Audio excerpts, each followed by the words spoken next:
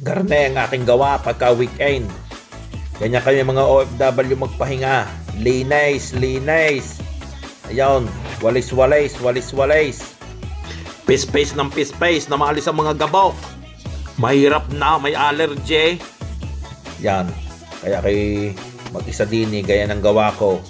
Linis. Ayun. Ayan, magmamap naman. Floor wax, floor wax. Naman ay hindi kaya gaanong pakintabin at makintab na. May wax na naman kasi yan. Yung bahay ko na yan.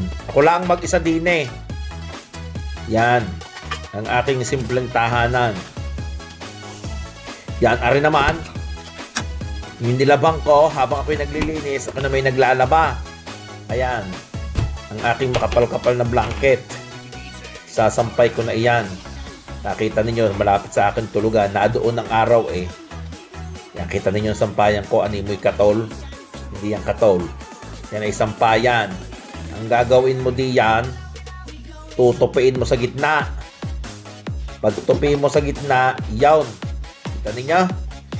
Gayan. Bago, pagkakatagal ko naman magtupi, tutupiin lang, ari. Ay naman ah. Yawn, ibubuslot mo diyan. Pautay-utay, pautay-utay para maganda ang pagkakasampay mo. Yan ay hindi gusot. Tingnan ninyo guys. Pagkakagalin yan, sampayan na yan. Nabili ko yan sa China eh. Dito nga pala ako sa China. Nabili ko yan sa Pingdudo. Yan. Okay, mag-uwi niya sa Pilipinas. Parang nga naman pag nagsampay ng kumot ay inam. Kita naman ninyo, pagkakaganda niyan. Tingnan nyo. Sandali lang ha, huwag kayong mga excited. Hindi rin madali. Oh, ayun. Yan pati ay hindi gusot. Pagka yan ibinaba mo na. Oh, kita ninyo? Yan ang ganda. Siya.